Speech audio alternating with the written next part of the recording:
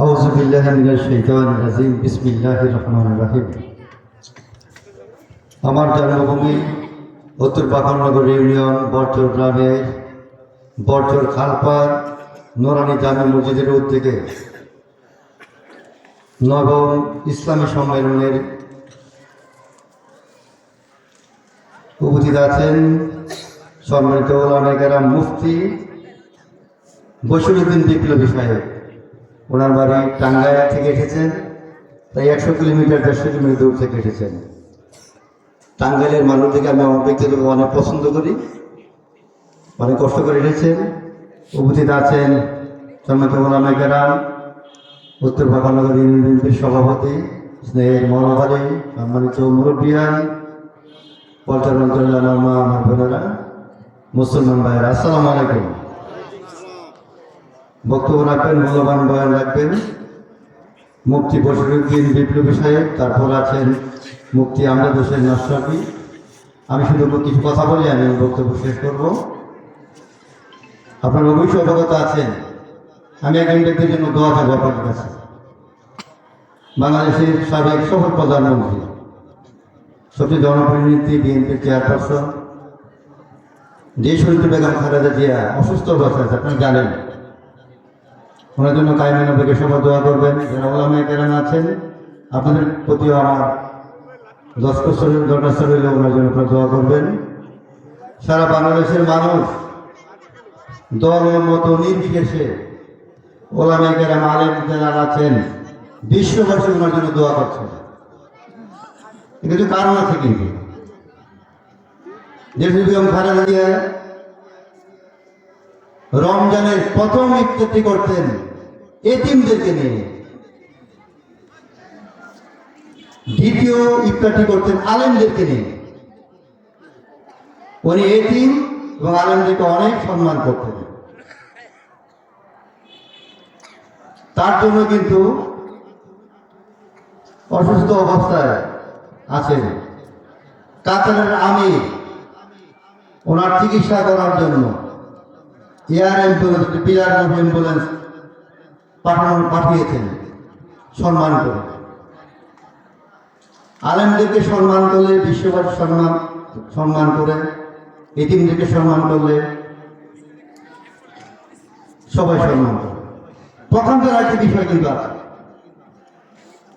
বিগত দিনে শাপলা চত্বরে আপনারা জানেন, এতিমদেরকে আলেমদেরকে নির্বিচারে হত্যা করা হয়েছে, কথা ঠিক না?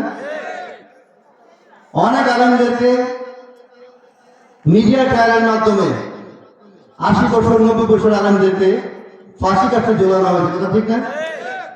একজন মানুষ যখন 80 বছর হয়ে যায়, 90 বছর হয়ে যায়, দবদবে দাড়ি, দবদবে চুল, সাদা চুল, তাদেরকে তো ফাঁসি কাটতে ঝোলানোর কোনো কারণ নেই।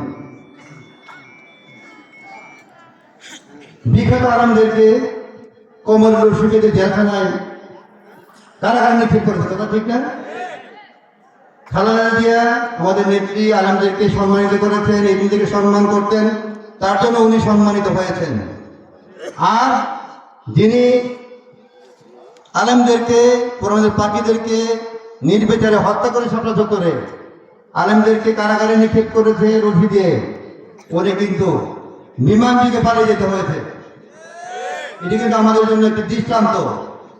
আলেমদেরকে, এতিমদেরকে সম্মান করলে পুরস্কৃত হয়, আলেমদেরকে ফাঁসি কাটতে ঝোলালে, জেলখানা পুরলে, অসম্মান করলে, অপমান করলে বিমান দিকে পালিয়ে যেতে হয়। সেটা আমাদের একটি শিক্ষা। সবার কিন্তু হক থাকে, একটা হক থাকে, হক বুঝেন না? পার্শ্বশীল পর নির্বাচন হয় না, আপনার ভোট আপনি দিবেন, এটা আপনার হক। কিন্তু সে ভোটটি দিতে আমি দিয়ে দিচ্ছি, আমি হক নষ্ট করলাম না, আমার হক নষ্ট করলাম না। 15 বছর 16 বছর যাবৎ জনগণের আমানত কিন্তু খেয়ানত করেছে। আমরা এগুলো থেকে শিক্ষা নিতে চাই। যারা এমপি হবে, মন্ত্রী হবে, চেয়ারম্যান হবে, মেম্বার হবে, এসব দুর্নীতি আমরা দেখতে চাই না। বিজেপি কার্ডে রেশন আসবে, 10 কেজি করে বরাদ্দ দিলেন, আপনি 5 কেজি, আপনি আমাদের খেয়ানত করলেন। কে আমাদের ভাষার আপনার জবাবদিহি করতে হবে। আপনি বিল্ডিং এর কাজ করলেন, সরকারি বিল্ডিং এর কাজ, রোডের ভিতরে বার দিলেন, ফাঁকি দিলেন, আমাদের খেয়ানত করলেন, জব কি করতে হবে না? খাদ্যের বিনিময়ে কর্মসূচি আছেন বিভিন্ন, মেম্বার, আপনি চেয়ারম্যান, চাল আসলো, গম আসলো, আত্মসত্তরে বিক্রি করে ফেললেন, আমানত খেয়ানত করলেন না? বাংলাদেশে যাতে আমানত খেয়ানত না হয় এই যুগ আমরা ফিরে দিতে চাই না। আলেমদেরকে সম্মান করতে হবে, ইজ্জত করতে হবে। আমাদের নেত্রী বেগম খালেদা জিয়া অসুস্থ অবস্থায় আছেন, যাতে করে উনি সুস্থতা লাভ করেন। সারা বিশ্বের মুসলমান কিন্তু ওনার জন্য দোয়া করছে। বাংলাদেশের মানুষ কিন্তু আপনি আলেম বলেন, রিকশাওয়ালা বলেন, পুলিশ বলেন, চাকরিজীবী বলেন, সবাই ওনার জন্য দোয়া করছে। একজন প্রধানমন্ত্রী 17 ক্ষমতায় ছিলেন, উনি হেলিকপ্টার যুগে পালিয়ে গেছেন। আরেকজনকে মিথ্যা মামলায় সাজা দিয়ে জেলে রেখেছেন, ওনার জন্য দেখেন কত সম্মান। উনি জনগণের আমানত খেয়ানত করুন, এর জন্য মানুষ ওনাকে সম্মানিত করছে। ওনাকে চিকিৎসার জন্য আজকে বিশ্ববাসী, বিশ্বের বিভিন্ন রাষ্ট্র ওনাকে সহমর্মে দেখিয়ে সহযোগিতা করার চেষ্টা করছেন। আলেমদেরকে সম্মান করতে হবে। আমরা বিগত দিনে দেখেছি ওয়াজ মাহফিল করতে গেলে বিভিন্ন বাধা। মসজিদে খুতবা দিবেন শুক্রবার দিন, পুলিশের প্রশাসন থেকে স্লিপ ধরা দেওয়া হতো, এই বিষয়ের উপরে কথা বলা যাবে না, এই বিষয়ে কথা বলতে হবে। আর একজন আবার পুলিশ পুরাপুরি অবস্থায় নামাজ করতো, যে হুজুর খুতবায় কি দেয়, জানিবে কথা বলে কিনা। যদি একটি মসজিদে পুলিশ থাকে অথবা সাবজেক্ট অনুযায়ী বলে যে এই বিষয়ে বলা যাবে না, তখন কি আলেমরা সত্য কথা বলতে পারবে? এই যে সুন্দর পরিবেশ, আজকে ওয়াজ মাহফিল হচ্ছে, কোরআনের তাফসীর হচ্ছে, নির্দ্বিধায় নির্ভয়ে নিঃসংকোচে করছেন। আগে ইসলামী কোরআনের তাফসীর করতে হলে কি বিষয়ে তাফসীর করবে, আলেমকে, ওলামাকে কথা বলতে দিত না।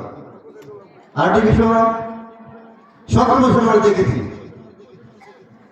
জঙ্গি নিধনের নামে অনেক হাফেজদেরকে, ইমামদেরকে, এতিমদেরকে গুলি করে হত্যা করা হচ্ছে। একটি রুম গঠন করে বলা হতো যে এখানে জঙ্গি আছেন, বাইরে থেকে সিকিউরিটি লাগিয়ে দেওয়া হতো, পুলিশ, র্যাব, বিডিআরকে ব্লাড ফায়ার করে মেরে ফেলা হতো।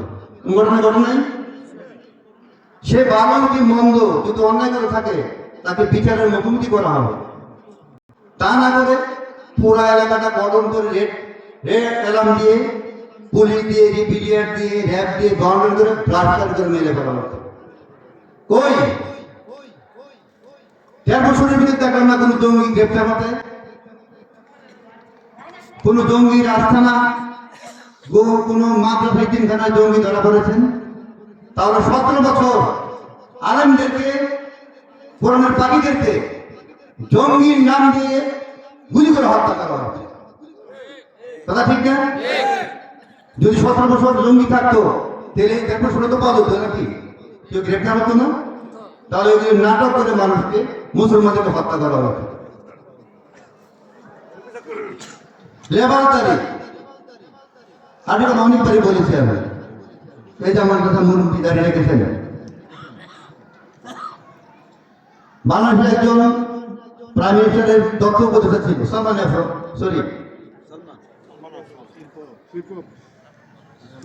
সজীবদের তথ্য উপদেষ্টা ছিল। উনি বলতেন যে বাংলাদেশের সকল মসজিদ, মাদ্রাসা, এতিমখানায় জঙ্গি তৈরির কারখানা, বলতো না? ওনার বেতন ছিল বাংলাদেশের টাকা 1,60,00,000 টাকা। ইসলামের উপর, মসজিদের উপর, মাদ্রাসার উপর, ইতিমখানার উপর একটি জগতের পাথরের মতো ঘটেছে। আলেমরা মন খুলে কথা বলবে, দিল খুলে কথা বলবে, অন্যায়ের বিরুদ্ধে কথা বলবে, চাঁদাবাদের বিরুদ্ধে কথা বলবে, ব্যাংক লুটের বিরুদ্ধে কথা বলবে, শেয়ার মার্কেট যারা তাদের বিরুদ্ধে কথা বলবে। মাদকের বিরুদ্ধে কথা বলবো, অন্যের বিরুদ্ধে কথা বলবো। আমরা এখান থেকে যদি সেই ব্যক্তিটা, আমিও আমার সমালোচনা করবো, আমি এখান থেকে শুধরে যাবো, তাই না? আলেমদেরকে কথা বলতে দেওয়া হয়, কোরআনের তাফসীর করতে দেওয়া হয়। অনেক আলেমদেরকে মঞ্চ থেকে কমর রশিদে কারাগারে নিক্ষেপ করেছে। আমরা সেই পরিবেশে ফিরে যেতে চাই না। আমরা একটি সুন্দর সুখী বাংলাদেশ দেখতে চাই। বাংলাদেশ একটি মুসলমান কান্ট্রি। আজকে দেখেন সারা বাংলাদেশে মাদ্রাসা এতিমখানাগুলি জোয়ার এসেছে, নির্বিঘ্নে কথা বলতে পারছে, আলেমরা শিক্ষা গ্রহণ করতে পারছেন। আমরা এই পরিবেশ অব্যাহত রাখতে চাই, শান্তিপূর্ণ একটি পরিবেশ বজায় রাখতে চাই, সুন্দর মায়াময় দেশ করতে চাই, অতীতে ফিরে যেতে চাই না।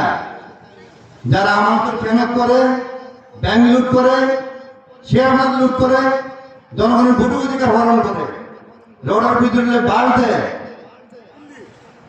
যারা বিএসএফের কাজ 10 কেজি জায়গা 5 কেজি দেয়, যারা গরিবের অন্ন বস্ত্র বাসস্থান চিকিৎসা শিক্ষার ব্যবস্থা করে না, তাদেরকে জনগণ প্রত্যাখ্যান করে।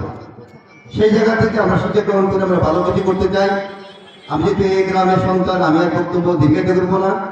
সম্মানিত আলেম, উনি শুধু টাঙ্গাইল থেকে এসেছেন, মূল্যবান বয়ান রাখবেন।